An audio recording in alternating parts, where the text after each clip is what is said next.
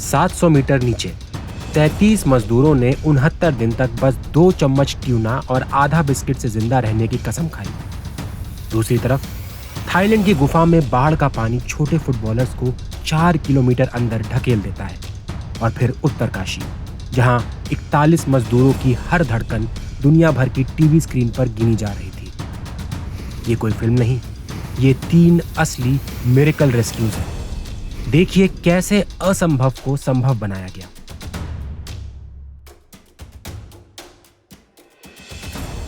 Number 1, San Jose gold mine rescue. 5 अगस्त 2010 को San Jose copper और गोल्ड माइन, जो कोपियापो चिली के पास स्थित थी, एक भयानक घटना का शिकार बनी, जिसमें 33 मजदूर 700 मीटर गहराई में फंस गए। 7 अगस्त को एक और कोलैप्स हुआ, जिसने वेंटिलेशन शाफ्ट्स का रास्ता भी पूरी तरह से बंद कर दिया। But suddenly, the ground shakes again. It's a second collapse. The ventilation shafts are completely crushed. Rescuers तुरंत काम पर लग गए और लिस्टरिन होल्स ड्रिल करने लगे ताकि फंसे हुए मजदूरों से संपर्क किया जा सके। लेकिन माइन के पुराने और गलत नक्शों की वजह से उन्हें बहुत दिक्कत हुई। नीचे फंसे हुए मजदूरों के लिए स्थिति दिन ब दिन कठिन होती जा रही थी। वहां का तापमान 45 डिग्री था और हवा में नमी और गर्मी थी। फंगल इन्फेक्शंस, सांस लेने की दिक्कत और आंखों की समस्या उनके जान के लिए एक नया खतरा थी। सबसे बड़ी समस्या थी खाना और पानी। उनके पास सिर्फ 2 दिन का खाना बचा था, इसलिए उन्होंने हर दूसरे दिन सिर्फ 2 चम्मच ट्यूना, आधा ग्लास दूध और आधा बिस्किट खाकर अपना गुजारा किया। पानी के लिए उन्होंने रेडिएटर और एक छोटी सी पानी की स्रोत का सहारा लिया। ऐसे 17 दिन गुजर गए। 22 अगस्त को एक ड्रिलिंग प्रोब के अंदर से कुछ ठोकर मारने और खटखटाने की आवाज आई, और जब रेस्क्यूअर्स ने देखा तो एक चिट्ठी मिली जिसमें लिखा था कि सभी मजदूर जिंदा हैं। ये एक बड़ी जीत थी। Estamos bien en el refugio Los 33.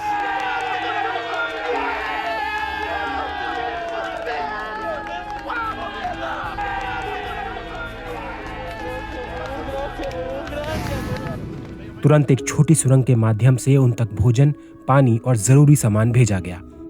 एक केबल कनेक्शन भी बना दिया गया, जिससे अब मजदूर ऊपर वाले लोगों से बात कर सकते थे, फिल्में देख सकते थे और गाने सुन सकते थे। लेकिन असली रेस्क्यू अभियान अभी भी दूर था। अगले दिनों में ये 33 मजदूर 3 अलग अलग टीम्स में बंट गए और 8-8 घंटे की शिफ्ट्स में काम और आराम करने लगे।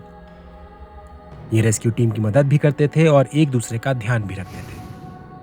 9 अक्टूबर को एक बड़ी सफलता मिली। एक सुरंग सीधा उस चेंबर तक पहुंच गया जिसमें मजदूर रुके हुए थे। इस रेस्क्यू शाफ्ट को मेटल से मजबूत बनाया गया ताकि उसमें से लोगों को सुरक्षित निकाला जा सके।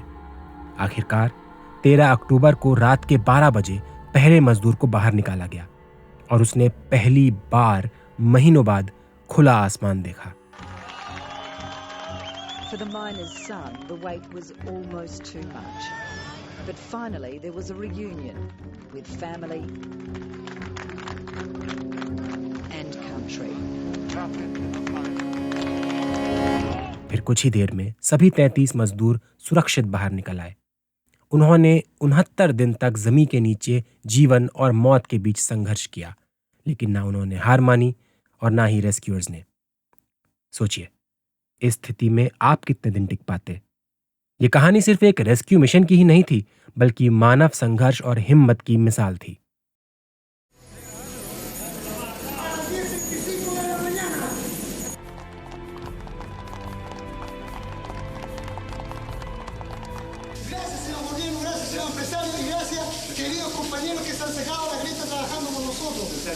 Nosotros aquí, compadre, estamos súper emocionados por todo lo que se ha logrado y con esto les agradecemos, compañeros. ¡Atención, minero corazón! ¡Sate! ¡Sí!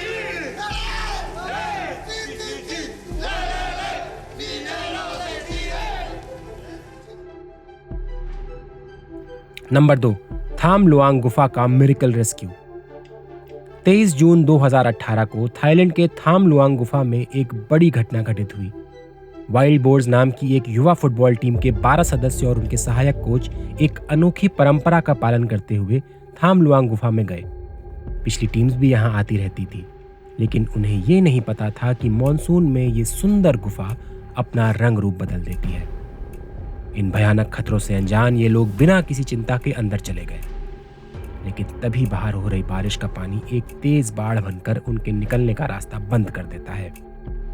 मजबूर होकर टीम को गुफा की और गहराई में जाना पड़ता है। वो गुफा के प्रवेश द्वार से 4 किलोमीटर अंदर फंस जाते हैं। जब बच्चे उसी शाम घर नहीं लौटे तब उनके माता पिता चिंता में पड़ गए और तुरंत चेतावनी जारी करी।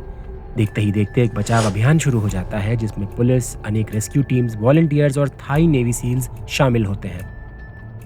लेकिन ये सुरक्षा अभियान आसान नहीं था। अनुभवहीन डाइवर्स, तेज बारिश और बंद रास्ते इसको और कठिन बना देते हैं। जैसे ही ये खबर पूरे विश्व में फैलती है, 28 जून तक विभिन्न देशों के अंतरराष्ट्रीय रेस्क्यू टीम्स और केव डाइवर्स भी मदद के लिए पहुंचने लगते हैं। इस बीच टीम के गुफा के अंदर की संघर्ष भरी जिंदगी चल रही थी। सारे लोग एक ऊंचाई पर चढ़कर अपना एक अस्थायी आश्रय बना लेते हैं। एक दूसरे से लिपट कर वो गर्मी बनाए रखने की कोशिश करते रहे और अपनी ऊर्जा बचाने के प्रयास में लग गए। लेकिन समय तेजी से निकल रहा था। गुफा पूरी तरह भरने वाली थी और उनके पास ना तो खाना था, ना ही सुरक्षित शरण। 2 जुलाई को 2 ब्रिटिश केव डाइवर्स उन्हें अंदर जिंदा ढूंढने में सफल होते हैं। How many of you? 13. Brilliant. We are coming. It's okay. It's okay. Many people are coming. Many people. We are the first. Many people come. You are very strong. बचाव दल तुरंत उन कोशिशों में लग गया और लिक्विड फूड और विटामिन्स उन तक पहुंचाने लगा। लेकिन असली रेस्क्यू अभी भी दूर था, क्योंकि एक भयंकर हादसे में एक रेस्क्यू डाइवर की मौत हो गई जब पानी के तेज बहाव ने उसे घसीट लिया। अब बचाव टीम जल्द से जल्द एक योजना बनाने के लिए मजबूर हो गई थी। समय कम था। 10 जुलाई यानी अगले 3 दिनों में पूरी गुफा का डूब जाने का अनुमान लगाया जा रहा है। इस बीच एक खतरनाक लेकिन जरूरी योजना बनाई जाती है। बच्चों को बेहोश कर दिया गया ताकि वो घबराहट में डूबकर पानी में अपनी जान न गंवा दे। उन्हें स्ट्रेचर और पुलिस की मदद से एक एक करके बाहर निकाला गया। ये अभियान 3 दिन तक चला और आखिरकार पूरी टीम को सुरक्षित बाहर निकलने में सफलता मिल गई। एक अंतिम रोमांचक मोड़ और आया जब एक पंप खराब हो गया, लेकिन उससे पहले पूरा ही रेस्क्यू कंप्लीट हो चुका था।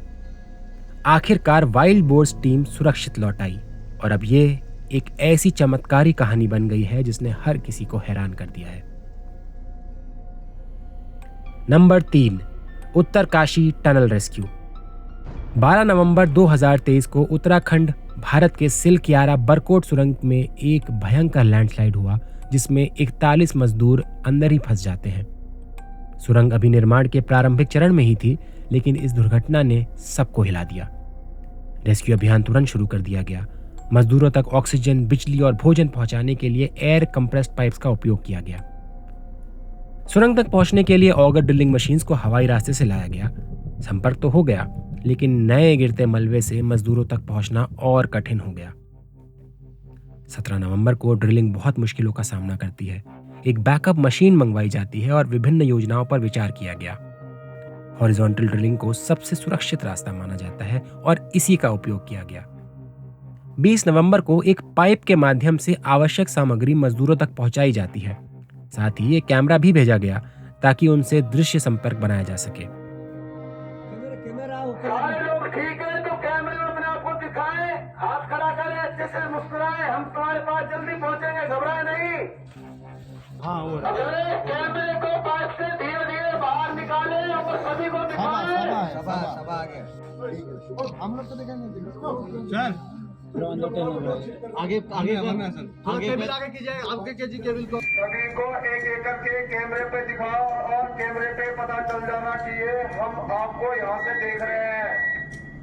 20 साल। ये कौन है? ये विश्वजीत है। इसके बगल वाला आई थिंक अभी सर खाना भेजना जरूरी है हमें, वो भी आएगा, है ना। अभी हम क्या करते हैं, पानी उनको बोलो, हम लोग अभी ये पाइप को साफ करेंगे थोड़ी देर बाद, पानी के साथ और ब्लोअर के साथ। हम थोड़ी देर में पानी से पाइप को साफ करेंगे। अब आखिरी चरण की शुरुआत हुई, लेकिन तभी एक नया झटका लगा। सिर्फ 15 मीटर दूर ड्रिलिंग मशीन का ऑगर जॉइंट टूट गया और पूरी प्रक्रिया रुक गई। लेकिन जब सारी उम्मीद धीरे धीरे कम हो रही थी, तब इस कठिन परिस्थिति में रैट होल माइनिंग के तजुर्बेकार महारथी बुलाए जाते हैं और हाथ से मिट्टी निकालने का काम शुरू हो जाता है। लगातार 400 घंटे तक चले इस रोमांचक बचाव अभियान के अंतिम मोड़ 28 नवंबर को आता है, जब अंतिम सुरंग तोड़ दी गई और सभी 41 मजदूरों को सुरक्षित बाहर निकाला गया।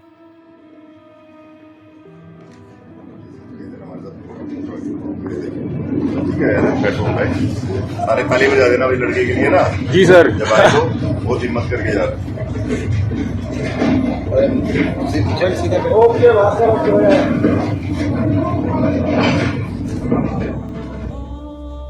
हमने बार बार देखा है कि चाहे इंसानी तकनीक कितनी भी आगे बढ़ जाए, एक छोटी सी गलती या अनुमान की भूल सब कुछ पल भर में खत्म कर सकती है। लेकिन इस बार सब कुछ अच्छा ही रहा।